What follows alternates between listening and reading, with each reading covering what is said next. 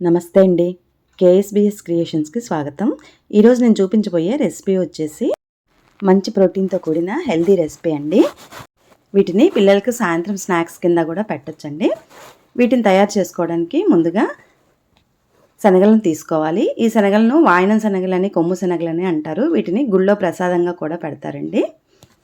ఈ శనగలని ఒక 8 గంటల పాటు నానబెట్టుకోవాలి. తర్వాత కుక్కర్లో వేసి సాల్ట్ వేసుకొని హై ఫ్లేమ్లో ఒక్క విజిల్ వచ్చే వరకు ఉడికించుకుంటే మనకి మంచిగా ఉడుకుతుందండి. మరీ మెత్తగా ఉడకదు, అలానే పలుకుగా ఉండకుండా చక్కగా ఉడుకుతుంది.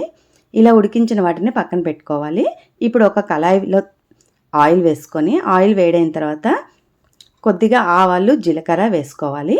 తర్వాత ఎండుమిర్చి కూడా వేసుకోవాలి. అలాగే పచ్చిమిర్చి కూడా వేసుకొని వేయించుకోవాలి. ఇవన్నీ వేసుకున్న తర్వాత ఇప్పుడు కొంచెం కరివేపాకును కూడా వేసుకొని వేయించుకోవాలి. పోపేది మాడకుండా ఇలా కలుపుతూ వేయించుకున్న తర్వాత ఇదంతా వేగిన తర్వాత ఇప్పుడు మనం శనగలను తీసుకొని ఇందులో వేసుకోవాలి. వేసుకొని ఒకసారి పోపంతా వీటికి పట్టేలాగా కలుపుకోవాలండి.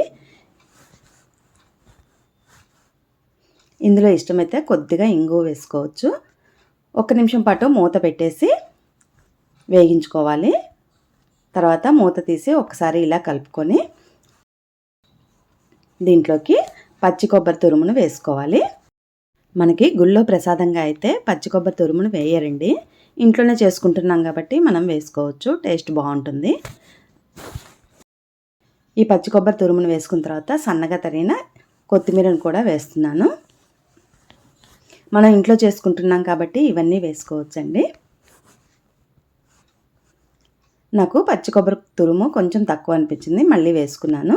ఇవన్నీ వేసుకొని ఒకసారి కలుపుకున్న తర్వాత ఇంకొక నిమిషం పాటు మగ్గించుకున్నామంటే మనకి ఈ రెసిపీ అనేది రెడీ అవుతుంది. చాలా టేస్టీగా ఉంటుందండి. ఇటువంటివి పిల్లలకి వారానికి ఒకసారైనా పెడితే మంచి ప్రోటీన్ అందుతుందండి. మీరు కూడా ఒకసారి ఇలా ట్రై చేయండి. నచ్చితే ఒక లైక్ ఇవ్వండి. Thank you.